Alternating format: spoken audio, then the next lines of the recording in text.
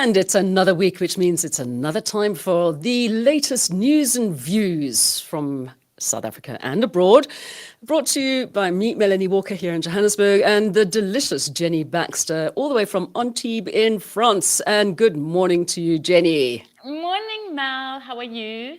No, fantastic. I mean, the weather in Johannesburg, as we always say, and people who are overseas always say, oh my gosh, if you live in Johannesburg, winter's not that bad. Yes, but it is cold. Let's be honest. Walking on the straight on Sunday, this last Sunday, and it was pouring with rain on Sunday. It was like the most bizarre thing. So whether it has to do with climate change or not, or maybe we were just being blessed by a last little bit of rain to keep our gardens going, well, Nice who and knows? green. And I saw some photos we were sent in the Drakensberg with the snow. So it's definitely getting cold in some places. Those Cape Townians keep on leaving the fridge doors open. What can we say? All right, but there we have it. Right, what is some good news that you've had coming up on the site this week? I think the best news is the elephants. I don't know if you've been following it. There were 11 elephants that have been moving over the last 3 weeks or so from southern Mozambique up through Eswatini into South Africa, and on their way home to the Kruger kind of thing. Really beautiful. Everybody's been getting involved, raising awareness to, and raising money to help them because they are going to need vets and everything. But they have finally got to the Kruger. Elephants Alive, which has mainly been covering this, is hoping that the Kruger will maybe just put the fences down for a little while, just to let the elephants, get through easily. But at the moment, it looks like, and I think it's the Kruger, but I've written to them, we haven't got the confirmation yet, but we've seen photos of helicopters, big translocation trucks that have been going in, and at least 4 of the elephants have been translocated safely back into the Kruger. Trailblazer is there, who's the main one, and that's how they've known where these 11 are, because Trailblazer has a tracking monitor thing. But it's an even bigger story than the big China one that made international news last year, because the Chinese, the Asian elephants, they walked 500 kilometers, and these Southern African elephants have walked 700 kilometers. Just to get home. That's quite far. Yeah. Well, I love that. Hopefully that, people will just leave them alone. And what brought it home for me this week as well was a couple of days ago, a friend of mine who has a game farm somewhere in Africa sent me a little video. They found this pangolin curled up in a nice, neat little ball next to a road. And all I sent him back was, after he sent all these pictures, I said, I hope you moved it somewhere that nobody's going to find it. So he said, no, they really relocated it, and hopefully it just won't go back to where they found it in the first place. So I love the fact that there's so many people out there, and I'm quite glad that one of my daughters going into game ranging and conservation. So, we should get more and more people involved in it, not just from the point of view of, putting some money into it here, there, and everywhere. But I mean, my daughter was saying that there's somebody on her course who's 65 years old. So obviously retired, thinking, well, I'm too young to retire, and has signed up to become a game ranger, which I think is amazing. That's fantastic. Yeah. And in some other good news, I don't know if you saw this week on SAPeople that the Kruger National Park, or Sandparks, has announced 370 million is going to be spent on giving the Kruger an upgrade this year, sort of a facelift. So a lot Excellent. of ramps, and I think that was one of our most popular stories. People, lots of South Africans and South Africans abroad love going to the Kruger, so they're very excited. The camps are going to be a little better. They've sort of fallen into a bit of disrepair. Some even burnt down. So I can't remember when I last went to the Kruger. I mean, I think I've been to Mabula, is about the only place I've been to, apart from some other smaller game farms, but not like the big ones around the country, not just up in kind of the northern part of the country. But I think the last time I went anywhere close to the Kruger was actually with you many years ago when we went to Thorny Bush.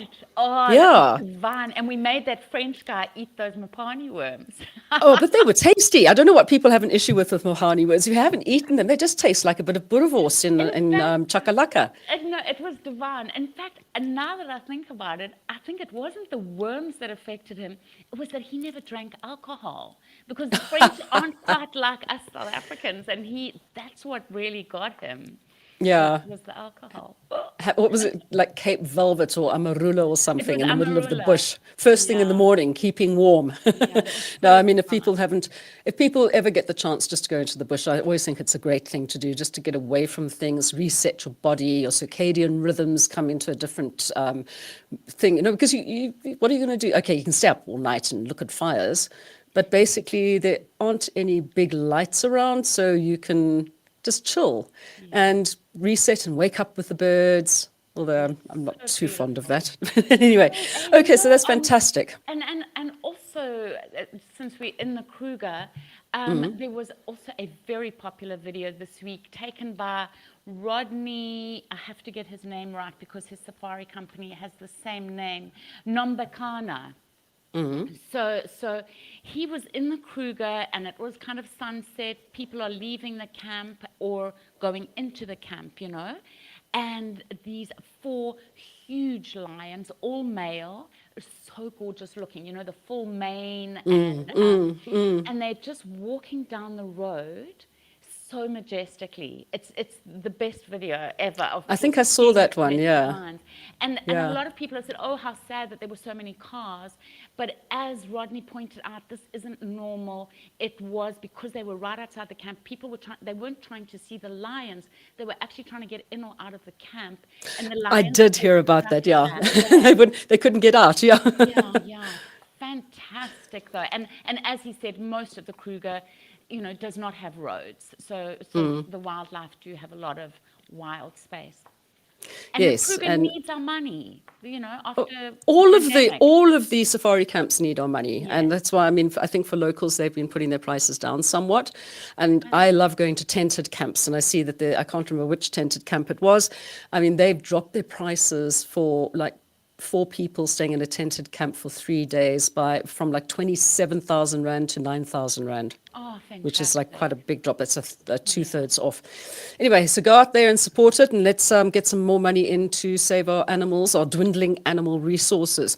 So what news have you got for expats? I'm looking here, and I'm wondering how Amber Heard Yes. has anything to do with expats. Because there is a fabulous South African TikToker. Her name is Sami Hall, and her TikTok channel and Facebook, whatever, is Sami Hall Says.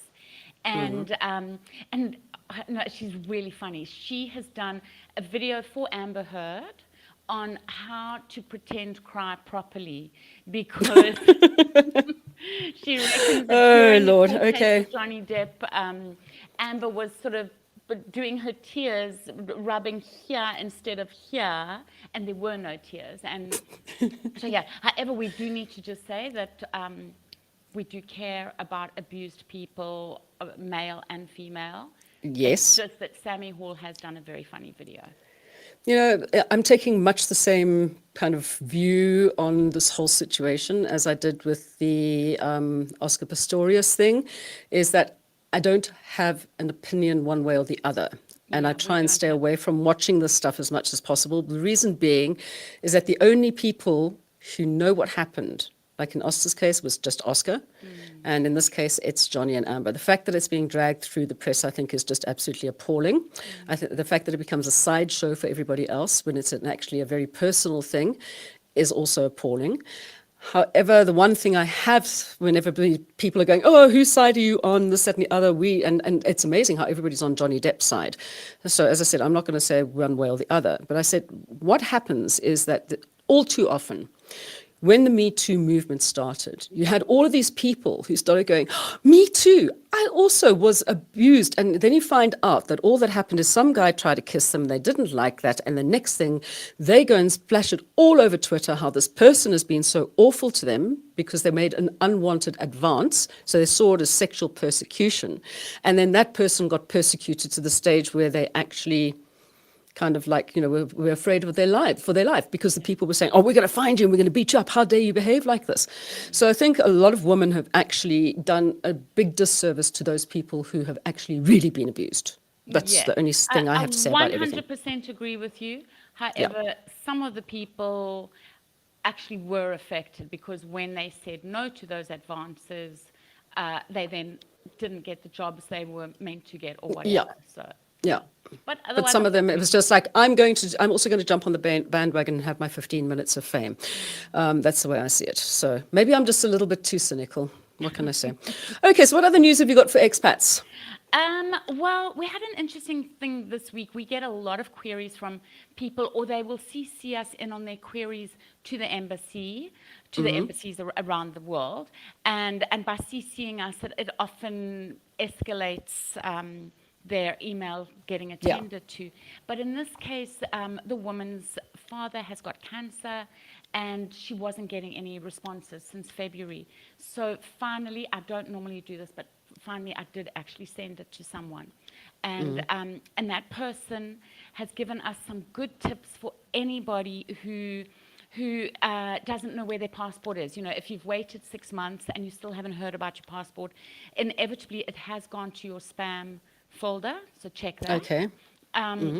But we'll have some other tips on the site, particularly for the London embassy, on the embassy in London. You know, there are particular days where you actually can go in and check particular times, etc. Okay.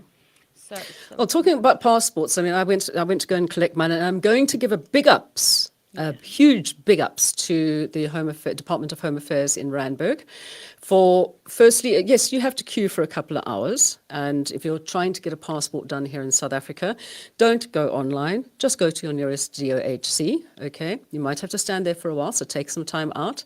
It was fairly seamless when we went in to actually, apply for the passports. 4 days later, we got the SMS saying passports are ready. We went That's a in, we were miracle. That's there for... amazing. I think we were there for 15 minutes, and the people there were just so helpful and so lovely. So big ups to them. Oh, you're Randburg, so lucky you rock. in SA. Yeah, if only the embassies around the world could get hooked up on the same system, it would be incredible. Yeah, no, it's coming. working. Someday it's going to happen. As they would say, gangani kozolunga. Slowly but surely it'll all be all right. You should know that because you come from Zululand. Okay, yes, ma'am. Yeah, you do. You come from Sharkers Rock, for goodness sake. You should know that. Okay, and then you've also got here, sporting-wise, Chad le Clos. What's he been up to? He has just been selected for the team that's going to the World Champs in Budapest. That's next month. So anybody in Hungary, honestly, if I was in Hungary, I would go along. It's, Matthew Sates is going to be there, who we've spoken about a lot, the young teenager. Yeah. Chad, this is his 7th time representing South Africa at the World Champs. So, and it's just a gorgeous young team of the new up-and-comings. So... Good. Fatom Flippy. Flip. Go for it, boy. We're behind you 100%. Not as fast, obviously, but anyway. All right, so what news have you got from, what news have you got from expats around the world? I don't know if you saw John Steenhuisen's debriefing once he got back from from Ukraine. That place, yes. Yeah. I found one of the funniest things he said was he said how beautiful it is that the people in Ukraine are already rebuilding. Like, within days of horrific things happening, they team together and they clean up. And he said that was amazing to witness. What he also noticed in his week in Kiev was that there was no load shedding. Even in the middle of a war, they don't have load shedding. Woohoo! And then also, this isn't South African, but the South Africans loved the video that we posted. It was really sweet. There's a little dog, a little Jack Russell in Ukraine, who since February has sniffed out 200 explosives. So a pretty phenomenal little soldier, and he was awarded a Medal of Courage by President Zelensky. So. Okay. Didn't I hear something that Bono was over there playing in a railway station or something on his birthday? Correct. Yeah. Correct. Lots of people are there. Canadian Prime Minister was there. Angelina Jolie, as we said last week. Yeah. So, let's get behind and hope that there's a speedy resolution to this. But also somebody else who was traveling overseas, of course, was our dear friend Darren Bergman. And I see he posted something, was it today or yesterday, about the treatment that they received from Lufthansa on the way coming back. Yeah. So he was on that plane. I did see that post. It was just the way that the Jewish people were being treated. which was crazy. So if you do follow Darren Bergman, go and have a look at that. And I mean, I'm thinking in this day and age, things are getting even more polarized again. So I think it's time not just for South Africans, as I'm always saying, to pull together, but for the rest of the world to actually get their acts together as well. It's interesting you say about polarizing, because Elon Musk said yesterday, and you were right last week, that the deal actually isn't quite closed yet. So Elon Musk said that he would, if it all goes through, he will unban Donald Trump, because he said that... Why? Well, this is what he said, talking about polarizing, is he said that since Donald Trump was banned, it polarized people, and Donald Trump is now setting up his own platform, blah, blah, blah. But I kind of disagree. I think that Trump was polarizing people on Twitter Exactly. before he was banned. That was the whole point of banning him. So kind of Look, the whole thing is, you look at this and you think, how is there so much stupidity in the world? That's all I have to say. I'm not going to say who. Not so queer as folk. All right, what local news, good news have we got? There is a gorgeous kid in Hillcrest at Highbury Prep who has started... Of course, that's in KwaZulu-Natal, isn't it? Yeah, yes. KZN boy. And because they've had the recent floods, he has started this thing called Jar of Hope. And he filled up a jar, and we've got it on the site exactly what you need. It's basically rice and a cereal and a bunch of food. I think I've told you about that as well before. The ones where you do it with rice and a stock cube and some beans and lentils and Yes. And so he filled it up, and people at his school joined in. They filled up 16 jars, gave them to Project Hope SA, who were able to distribute food to 160 little school children who've been affected by the floods. So they are now saying, Project Hope is now saying, please, any schools around the country, do you want to challenge Highbury? Can you come up with more than 16 jars? And you can do it not just in a jar, you can also put them into Ziploc bags. And then they put that into a pot if they have a pot. And we have a lady on the site who said she's got a lot of jars if anybody needs spare jars. Oh, fantastic. All right, because I mean, that for me was just one of the easiest things. And we've been doing it for the last couple of years, also helping people who had no food during lockdown, et cetera, et cetera. So it's just such an easy thing. And it costs hardly anything. If you think about how much you pay for a packet of rice, a packet of split peas, all the dried veggies, lentils, I mean, they're all quite cheap, okay? Stock cubes, you can buy like stock powder in bulk. And then you send that through, and then all they have to do is just add hot water. That's fantastic. And that's the way to go. Also, I think it's really lovely, the city of Ekurhuleni in Gauteng, they've started a 2-week campaign where they've made all these different drop-off points, and you can donate for the people down in KwaZulu-Natal. So, I mean, it's really lovely when you see other cities showing their support, Oh, that's what I said. Come together. Yeah. And actually, the Beatles had it right. Today, there's this Professor Jonathan Jansen, used to be Free State top guy, Chancellor. Yeah, whatever they called. That thing. He's not the headmaster. Premier. Yeah, how about a premier? Was at a university or what? University. I think they're called chancellors. Anyway, he used to be. He wrote in 2013 this brilliant My South Africa. I don't know if you remember it. And it was all about his South Africa being this place that does come together and everything. And that every now and then it goes viral again. And right now, this week, it's going viral again, which is good. Is great. That's the wave that people are now climbing onto, surfing. Good. Let's all do it. Let's surf together, Brie. It's like Lancool, except Brie. Okay, so also talking about talking about Lancool, because we're going surfing, let's talk about the Cape Townians, and there's all that wonderful stuff. I saw an ad, I don't know if it's been placed on TV yet, with it's for an insurance company or investment company with a whole bunch of older people living their best lives. And I saw in the one part of it where they're in this lovely old, 50s open top car, like a pink Cadillac, but not pink, driving along. And I'm sure it's Chapman's Peak with all the cars stuck behind it. And immediately I started thinking about, the Pick and Pay ad with the little beetle that had all the cars because of the Mercedes-Benz, the car that takes the Benz, and then the they're being stuck behind a BMW who's doing something else. And then, of course, Land Rover came in and they're like, oh, well, the Land Rover went off the cliff, but it can come back up again. So it just reminded me of that whole thing. But the interesting thing was the music they had on it. And they kept on saying, what is it that you maybe don't like about this ad? I said, well, because I just keep thinking about cigarettes, because they used the music from Peter Stuyvesant Travel. Remember that? Dun, dun, dun, dun, dun, wherever they used to go. And I was just saying, as older people, and you're aiming this, I'm sure, at younger people, but immediately I just thinking you're selling cigarettes. So you must change the music. But Chapman's Peak is having a birthday, isn't it? It is. It's 100 years old this year. So we'll have all the details, but basically they're doing 100 days of giveaways, all kinds of programs, and we've got some fabulous photos of Chapman's Peak Drive. It just is so scenic, isn't it? Yeah, really one of the best. And hopefully it stays open for many years to come, although they have to close it every now and then when they have the rock falls, but that's one of those things. And I see that Leon Schuster's been up to some stuff as well. Mr. Bones, our Leon Schuster making everyone, what's this called? Funny people? That was the original, wasn't it? But Mr. Bones 3, I don't know if you've seen it yet. It's called Son of Bones. It came out in April, and before last weekend, it had already made over 4 million rand.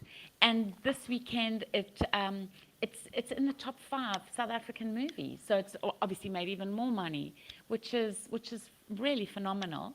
And then he had some slightly different news, which is that his mother sadly passed away on Sunday, on Mother's Day. Sorry, Leon.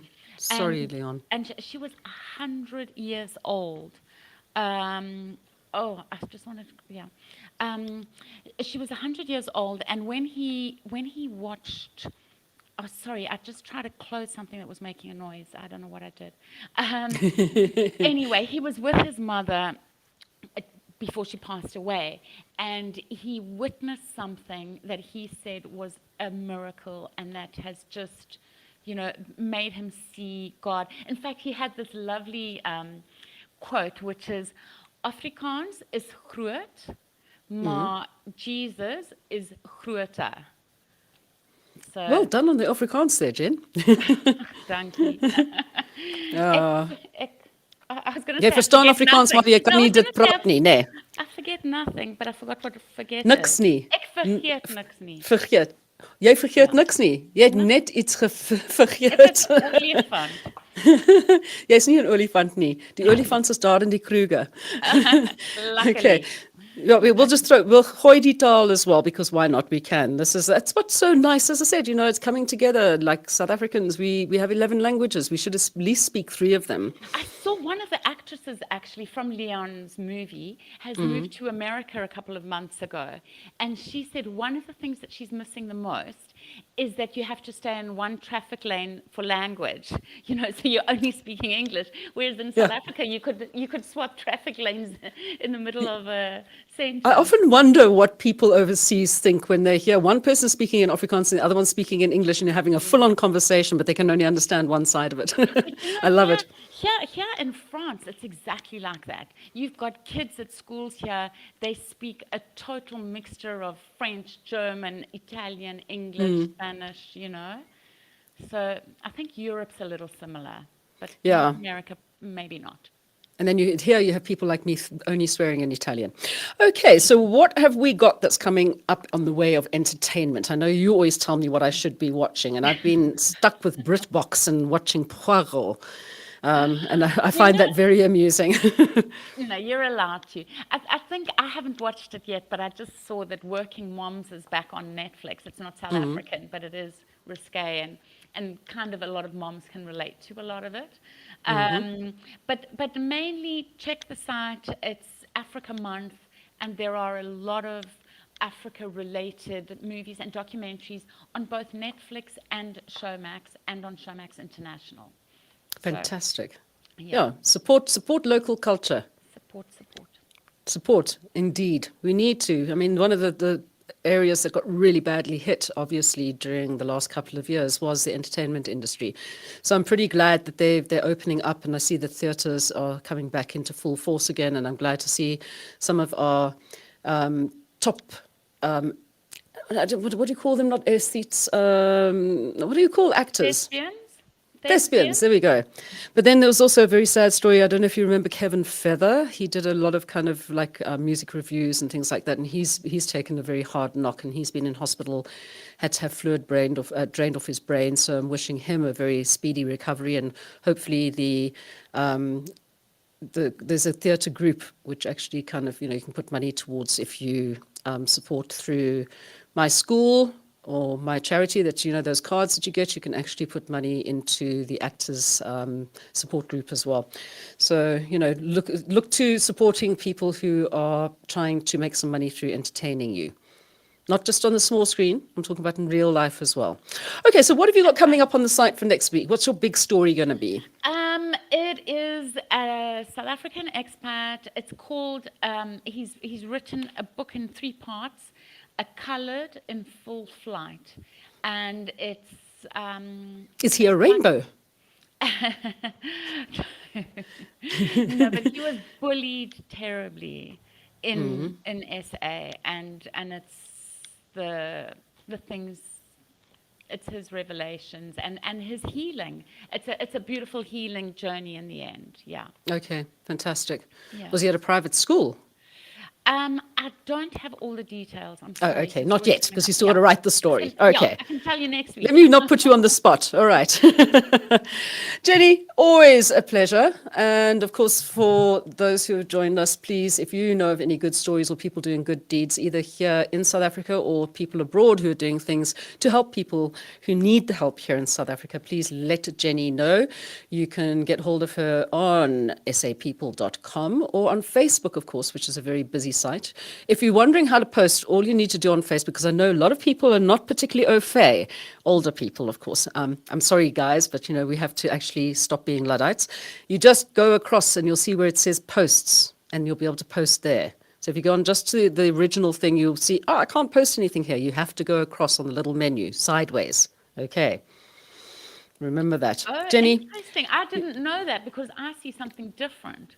Because okay. I'm logged in as an Because admin. you logged in and it's your thing, yeah. Okay, I will move that post thing to a more visible place. Yeah, so just to have a look at posts, and then you'll be able to actually post something on there. Okay. I know that some people are like, I don't know how to do that. Yeah, no, we get things saying, oh, have you banned us because we can't post anymore? And I'm like, oh, no. Yeah, I know, you have to go across. Now I understand. Okay. All right, we'll have a fantastic week. We'll catch up with you again next time. Don't forget, sapeople.com. Bye, Jenny. Thanks, Melanie. Bye.